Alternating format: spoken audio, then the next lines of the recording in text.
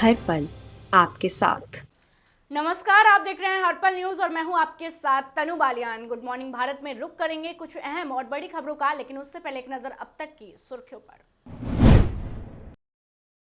आज प्रयागराज के दौरे पर पीएम मोदी महिला समूहों के खाते में करेंगे 10 अरब रुपए ट्रांसफर। कार्यक्रम में 2 लाख से ज्यादा महिलाएं रहेंगी मौजूद।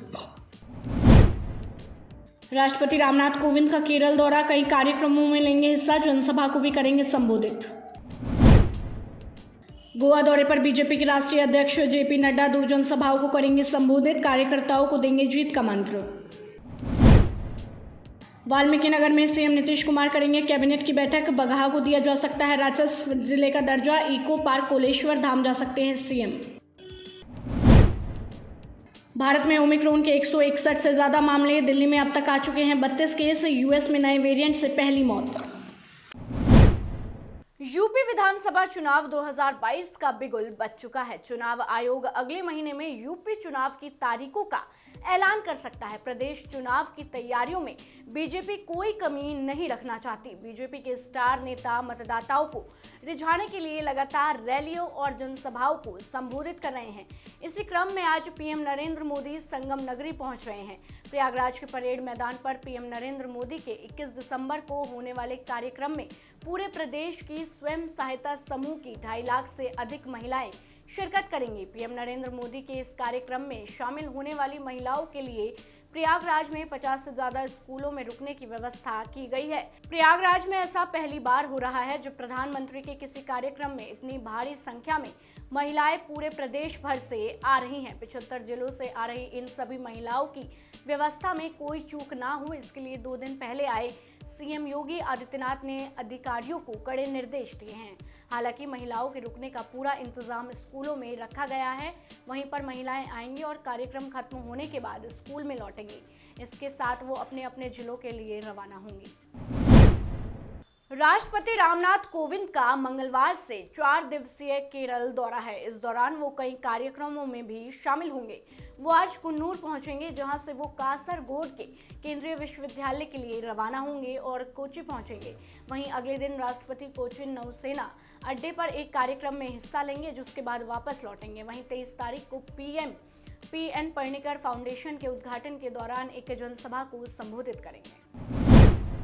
बीजेपी के अध्यक्ष जेपी नड्डा आज से 2 दिन के गोवा दौरे पर है। पार्टी के प्रवक्ता ने इस बात की जानकारी दी है। उन्होंने कहा कि नड्डा दोपहर 2:30 बजे गोवा पहुंचेंगे। इस दौरान वो गोवा जिले में पार्टी के मंडगांव कार्यालय में बीजेपी कार्यकर्ताओं के साथ बैठक करेंगे। उन्होंने कहा कि नड्डा गोवा में शिरोणा और क्यूपेम में 2 जनसभाओं को संबोधित करेंगे। बुधवार को बीजेपी अध्यक्ष उत्तरी गोवा के मापुसा में पार्टी के कार्यालय में बैठक करेंगे। बाद में नड्डा बीजेपी सरकार के 10 साल के कार्यालय का एक रिपोर्ट कार्ड जारी करेंगे और पंडित जी में बीजेपी के प्रधान कार्यालय के पास एक संकल्प रथ को हरी झंडी दिखाएंगे। आपको बता दें कि गोवा में अगले साल फरवरी में विधानसभा चुनाव होने हैं। मुख्यमंत्री नीतीश कुमार आज वाल्मीकि नगर में कैबिनेट की बैठक करने वाले हैं। बैठक को देखते हुए न सिर्फ यहां की तैयारी की गई है, बल्कि कई तरह के इंतजाम भी किए गए हैं। भारत नेपाल सीमा पर सशस्त्र सीमा बल ने गश्त बढ़ा दी है। मुख्यमंत्री नीतीश कुमार मंगलवार की सुबह पटना से हवाई मार्ग से बेतिया के लिए निकलेंगे। यहां आने के बाद वो सड़क मार्ग से वाल्मीकि नगर के लिए रवाना होंगे। इसके पहले सोमवार को अधिकारियों ने कैंप पर तमाम जगहों की स्थिति का जायजा लिया। आपको बता दें कि कैबिनेट की बैठक दोपहर 1:30 बजे से वन विभाग और सभागार में होगी। बैठक में सामान्य प्रशासन, शिक्षा, स्वास्थ्य, खेलकूद, राजस्व, भूमि सुधार, वन एवं पर्यावरण समेत अन्य सभी विभागों के लिए महत्वपूर्ण निर्णय लिए जा सकते हैं। संसद के शीतकालीन सत्र में सोमवार को भी विपक्ष का हंगामा जारी रहा। संसद में गतिरोध खत्म करने के लिए एक बैठक बुलाई गई थी, लेकिन विपक्ष ने इससे इनकार कर दिया। वहीं भारी हंगामे के बीच आज लोकसभा में चुनाव सुधार बिल पेश हुआ। किरण रिजिजू ने इस बिल को पेश किया। आपको बता दें, ओवैसी ने इसका जमकर विरोध किया। वहीं वित्त मंत्री निर्मला सीतारमण ने सोमवार को लोकसभा में अहम जानकारी देते हुए बताया कि शराब कारोबारी विजय माल्या और हीरा कारोबारी नीरव मोदी ने 13,109 करोड़ रुपए की रिकवरी की जा चुकी है। अयोध्या के अवध विश्वविद्यालय में 26वां दीक्षांत समारोह का आयोजन किया गया। इस दौरान राज्यपाल आनंदीबेन पटेल ने कहा कि डॉक्टर राम मनोहर लोहिया स्त्री और पुरुष में समानता की बात करते थे। राज्यपाल आनंदीबेन पटेल ने कहा कि डॉक्टर राम मनोहर लोहिया स्त्री और पुरुष में समानता की बात करते थे। आगे उन्होंने जानकारी देते हुए कहा कि 2020 और 21 के सर्वे में अस्पताल में होने वाले महिलाओं का प्रसव 67% से बढ़कर 83% हो गया। ये हमारे लिए बहुत ही गौरव की बात है। जैव प्रौद्योगिकी में गोल्ड मेडल मिला है हमें, और हमें मुझे आगे चल के साइंटिस्ट बनना है और सेवा में हमें आज बहुत वो खुशी हो रही है कि जो जिस लक्ष्य तक पहुंचना था वो आज कुछ साकार होता नजर आ रहा है। डॉक्टर राम मनोहर लोहिया जी स्त्री पुरुष में समानता की बात करते थे। उनका मानना था कि महिला को बराबरी का दर्जा देकर ही स्वस्थ और सुव्यवस्थित समाज का निर्माण किया जा सकता है। आज मुझे आपको बताते हुए प्रसन्नता हो रही है कि NFHS 2020-21 के सर्वे में कुछ सराहनीय बातें सामने आई हैं। इसके मुताबिक प्रदेश में अब संस्थागत डिलीवरी अस्पतालों में जो होने वाली प्रसव 67% से बढ़कर 83% हो गई है। उत्तर प्रदेश में बीजेपी की 6 जगह जन विश्वास यात्रा निकली। रविवार को मथुरा में से शुरू हुई जन विश्वास यात्रा देर रात अलीगढ़ पहुंची और सोमवार को पूरे अलीगढ़ में भ्रमण किया। इस जन विश्वास यात्रा में उत्तर प्रदेश के डिप्टी सीएम दिनेश शर्मा भी शामिल हुए। जनसभा की खास बात यह रही कि मुस्लिम क्षेत्रों में भी लोगों ने उसका स्वागत किया। जन विश्वास यात्रा में शामिल होने पहुंचे डिप्टी सीएम ने अखिलेश यादव की ओर से फोन टैपिंग को लेकर दिए गए बयान के बाद अखिलेश यादव पर हमला बोला और कहा, जब आदमी हारने वाला होता है तो वो हताश होता है। हारने वाला होता है या निराश होता है तो लोग इस प्रकार की चर्चा करते हैं। विपक्ष की हताशा और निराशा साफ झलक रही है। चुनाव में जन समर्थन न मिलने से वो दर तमाम विपक्षी नेता हैं जो दर भटक रहे हैं कि आओ भैया मेरे साथ आ जाओ, मेरे साथ आ जाओ। बीजेपी जनता के विश्वास में और बीजेपी अपने कार्यकर्ताओं के जो बूथ स्तर तक का हमारा देवतुल्य कार्यकर्ता है, उसके आधार पर हम चुनाव मैदान। उत्तर प्रदेश में होने वाले विधानसभा चुनाव से पहले समाजवादी पार्टी और राष्ट्रीय लोकदल एक बार फिर संयुक्त रैली करने जा रही है। जानकारी के मुताबिक अलीगढ़ के इगलास में 23 दिसंबर को सपा और आरएलडी की संयुक्त जनसभा होगी। इस रैली में एक बार फिर एसपी प्रमुख अखिलेश यादव और आरएलडी अध्यक्ष जयंत चौधरी मंच पर होंगे और अपनी ताकत दिखाएंगे। लिहाजा रैली के लिए एसपी और आरएलडी के नेता जुटे हैं और रैली को सफल बनाने के लिए गाँव का दौरा कर रहे हैं। हालांकि इससे पहले सपा प्रमुख अखिलेश यादव और आरएलडी प्रमुख जयंत चौधरी की मेरठ में रैली हो चुकी है। वहां अभी तक दोनों ही दलों के बीच सीटों को लेकर बंटवारा नहीं हो सका है। ऐसा कहा जा रहा है कि एसपी आरएलडी को 3 दर्जन सीटें दे सकती हैं और कुछ सीटों पर सपा नेता आरएलडी के टिकट पर चुनाव लड़ सकते हैं।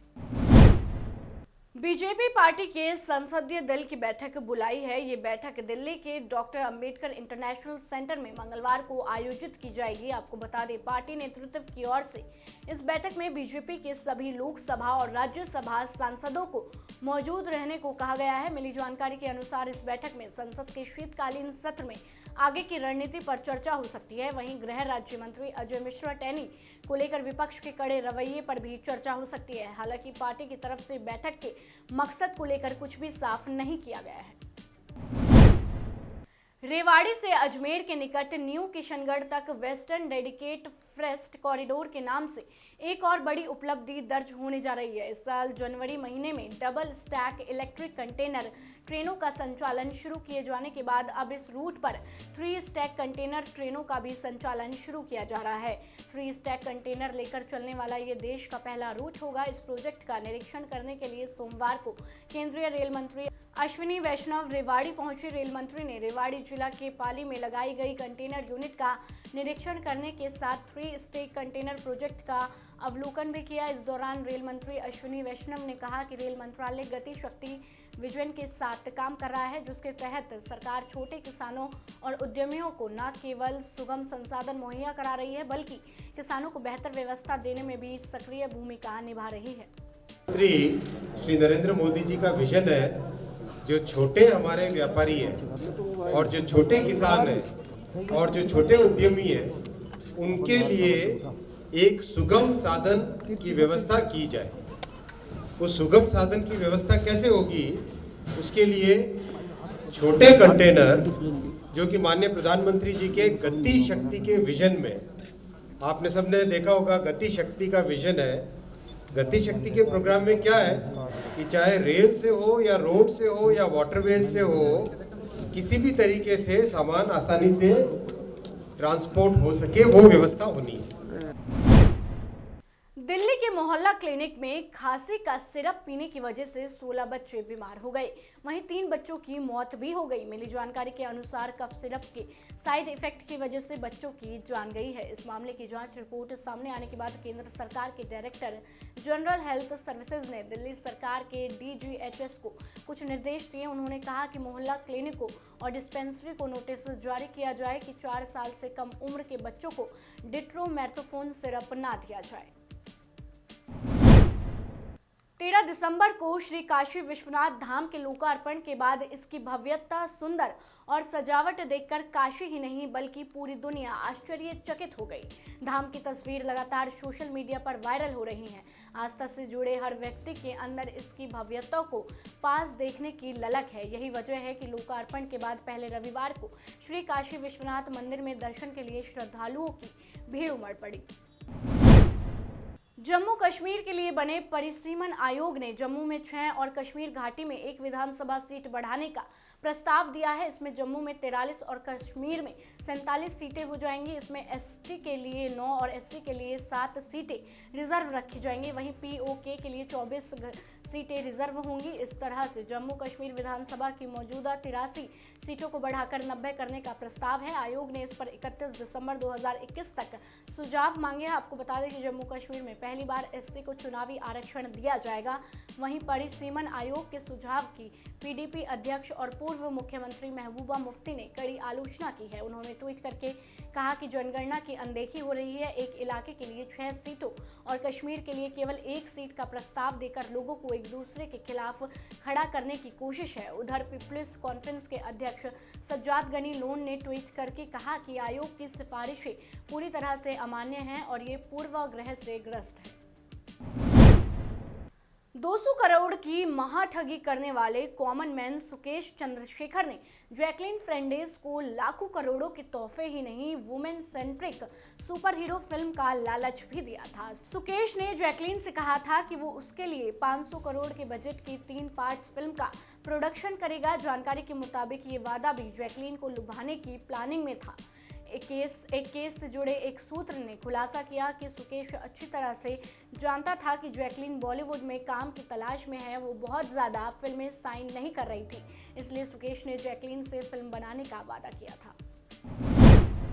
झारखंड में पेट्रोल डीजल की बढ़ती कीमतों से हर कोई परेशान है। कंज्यूमर और पेट्रोलियम डीलर लगातार राज्य सरकार से वैट घटाने की मांग कर रहे हैं। इसको लेकर मुख्यमंत्री हेमंत सोरेन और वित्त मंत्री से मुलाकात भी हुई थी, लेकिन कोई सकारात्मक नतीजा नहीं निकला। ऐसे में झारखंड पेट्रोलियम डीलर्स एसोसिएशन ने 21 दिसंबर को हड़ताल करने की घोषणा की है। आपको बता दें कि पेट्रोल डीजल की कीमतों पर वैट कम नहीं करने का फैसला पेट्रोल व्यवसायियों को महंगा पड़ रहा है। झारखंड में डीजल की कीमत पड़ोसी राज्यों से अधिक होने की वजह से वाहन मालिक अब दूसरे राज्यों से पेट्रोल भरवा रहे हैं। ऐसे में सीमावर्ती क्षेत्र के पेट्रोल पंप बंद होने के कगार पर हैं। ओमिक्रॉन दिनों दिन खतरनाक तरीके से दुनिया भर में फैलता जा रहा है। देश की राजधानी में 32 केस सामने आ चुके हैं, जबकि देश में 161 केस से अधिक केस दर्ज हो चुके हैं। डेनमार्क में केस बढ़ने के साथ ही वहां के स्टेट सीरम इंस्टीट्यूट ने ओमिक्रॉन वेरिएंट को लेकर चेतावनी दी है। वैज्ञानिकों ने कहा कि नए मामलों की अभी केवल शुरुआत हुई है। ब्रिटेन के बाद अमेरिका में भी ओमिक्रॉन वेरिएंट से पहली मौत हो गई है। रॉयटर्स ने इस बात की जानकारी दी है। ऐसा बताया जा रहा है कि अमेरिका में ओमिक्रॉन से पहली मौत हो चुकी है।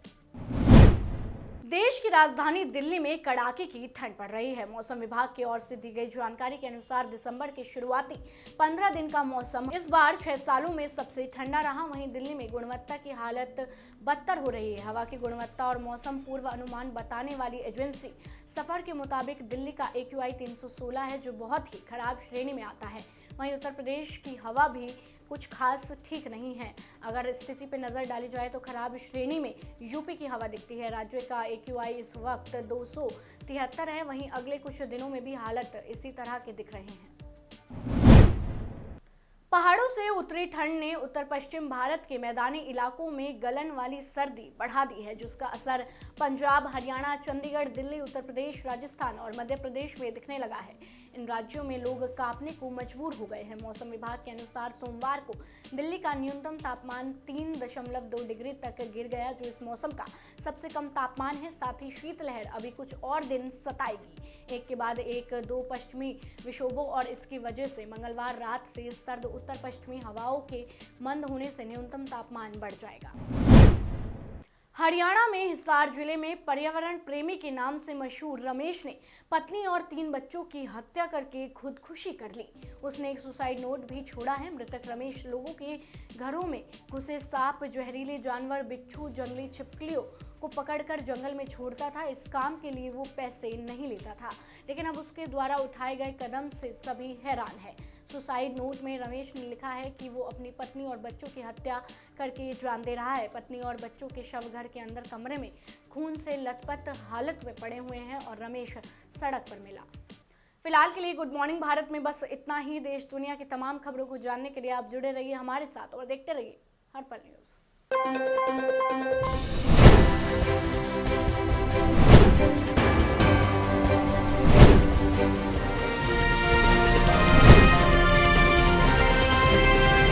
हर पल आपके साथ।